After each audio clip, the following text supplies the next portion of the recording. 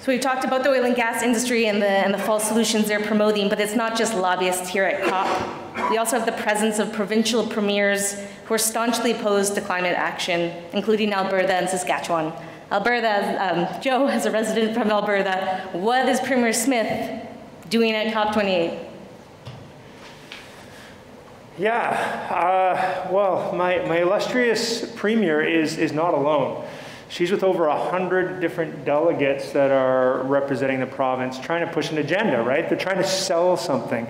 And so I only had one person ask me, or my two people asked me why I was going to COP, and it was my two daughters. Like, Dad, it's just before Christmas. Why are you going across the country? I'm like, well, because these 100+ delegates are coming here to tell a story.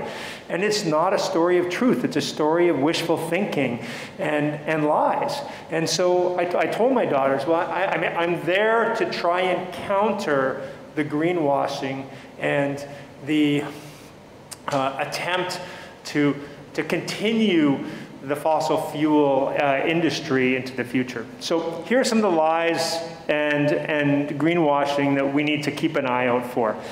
You're going to hear the terms ethically and environmentally responsible oil.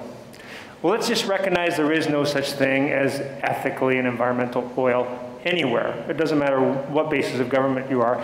But certainly in Alberta, we don't have that. In fact, our Alberta energy regulator is pretty clearly captured by the oil and gas industry, and we're seeing that even as recently as the Kearl oil sands release, where Indigenous communities were impacted and weren't told for months because it was deemed more appropriate to keep this a secret. We have over 1 trillion liters of oil sands tailings lying in ponds, and we have no way of dealing with these. And the same Alberta energy regulator has internal documents saying that the environmental liabilities from this is $130 billion with a B dollars, and we have no way of paying for this. We have 4% of the amount of money tucked away for this. Yeah, environmentally responsible oil. Myth, net zero by 2050. In fact, I kept hearing my premier say the words aspirational net zero by 2050. What the heck does that mean, aspirational? It means they have no intention of doing it. There's no plan. You want to get to net zero by 2050? Show me exactly how it's going to happen. You can't just say the words aspirational. They're hanging a lot on CCUS, carbon capture, utilization, and storage.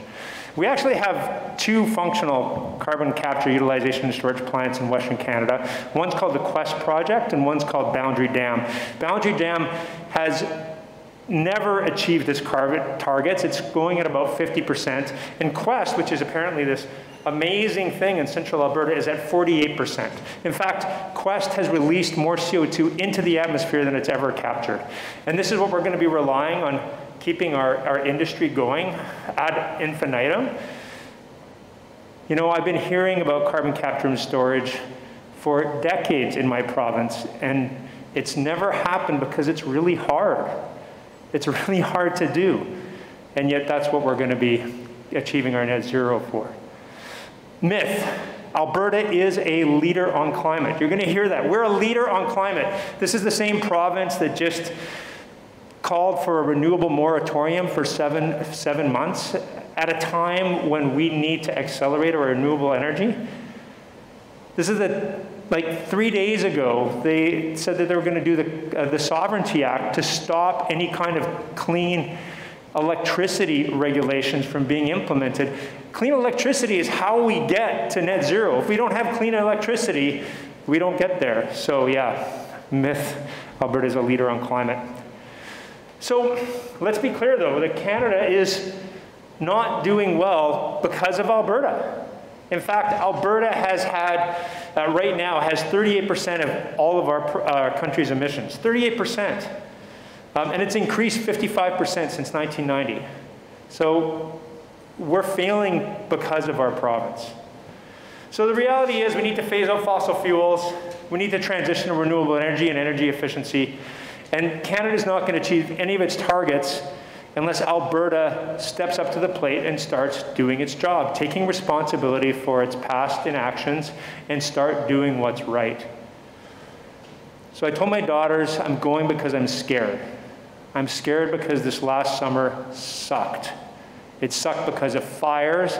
It sucked because of floods. We are in big trouble, and unless we do something, it's all going to burn.